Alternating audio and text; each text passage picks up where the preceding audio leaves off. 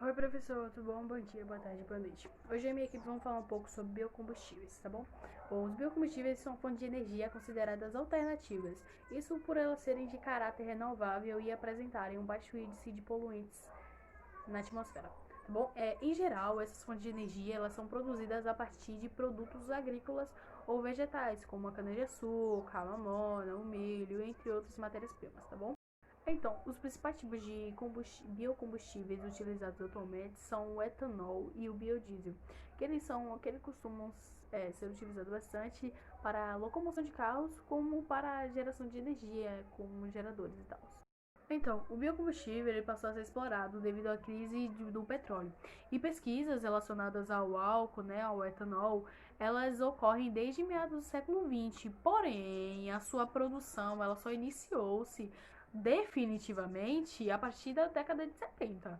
Tá bom? E com isso, todo mundo começou a procurar outras fontes de energia, né, que fizessem uma alternativa aos, a extrema dependência do combustível fóssil, né? Existem três tipos de biocombustíveis. Um deles é o etanol, que pode ser produzido através da fermentação de amido e de açúcares. O etanol também é chamado de álcool etílico, que é um biocombustível altamente inflamável e ele é incolor, que é muito utilizado em automóveis. Essa substância ela é renovável, pois sua matéria-prima é feita através do cultivo de plantas pelo ser humano. Né? O etanol pode ser produzido pode ser obtido pela batata, cana-de-açúcar, milho, beterraba e outras plantas. Mas a mais utilizada é a cana-de-açúcar. Por quê? Porque a sua produtividade é bem maior. Após ser processado, o etanol ele pode ser utilizado puro em motores adaptados ou misturado com gasolina para servir como combustível. O Brasil ele é o maior produtor de etanol. É considerado como com o uso de tecnologia mais avançada para a produção de etanol. Numa escala mundial que existe, né? Mundialmente é produzido 40 bilhões de litros de etanol. E o Brasil é responsável pela produção de 15 bilhões de litros. Enquanto o etanol é utilizado para veículos e equipamentos de motores leves, o biodiesel é um biocombustível utilizado para caminhões e ônibus. Sua produção e consumo no Brasil avançaram com a criação do Plano Nacional de Produção e Uso do Biodiesel, no ano de 2004. Além do Brasil, outras potências mundiais na produção dessa fonte de energia são a Alemanha, Estados Unidos, a Argentina, França, Japão e alguns outros países. A sua fabricação ocorre a partir da transformação de óleos vegetais e gorduras, mais um álcool de cadeia curta, sendo considerado assim uma fonte de energia renovável e com baixos índices de poluição. Assim como o etanol visa a substituição da gasolina, o biodiesel é utilizado para substituir o diesel comum, que é produzido a partir do petróleo.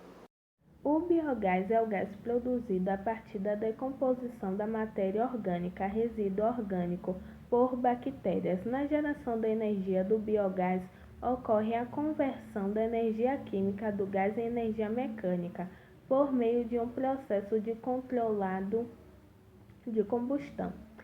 Essa energia mecânica ativa um gerador que produz energia elétrica. O biogás também pode ser usado em caldeiras por meio de sua queimação direta para a cogeração de energia.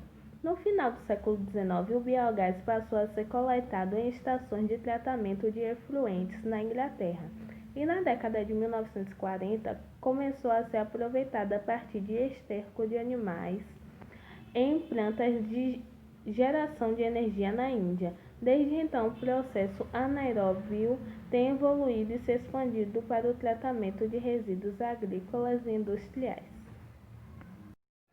Bom, os biocombustíveis, eles são produzidos a partir de 4 gerações.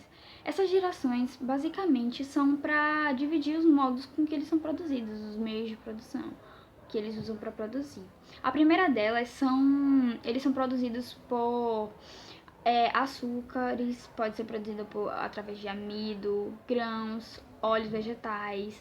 Porém, esses dois últimos, eles não são bem vistos, mas o motivo vai ser explicado mais à frente. Já a segunda geração é produzida a partir de celulose. Pode ser encontrada em resíduos industriais, resíduos agrícolas, até mesmo em uma espécie de grama. E também tem a árvore, que é o método mais utilizado. Esse método da árvore, ele se dá pela seguinte maneira. A árvore ela vai passar por um picador. Depois disso, ela vai para ser separada, retirar a lignina da celulose, né?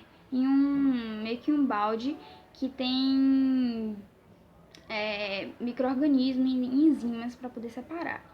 E aí depois disso ela vai para a hidrólise, que vai ocorrer a transformação da celulose em glicose. E depois disso ela vai para a fermentação, onde vai ser transformada em etanol. Depois de ela ter sido transformada em etanol, ela vai para a máquina de destilação, que é onde vai ser purificado o bioetanol. E esse método ele reduz 90% da emissão de carbono quando comparado com os combustíveis fósseis. Bom, eu vou falar um pouco sobre a terceira e a quarta geração. Na terceira geração, o foco dos biocombustíveis é a intervenção direta na produção de biomassa no campo da genômica.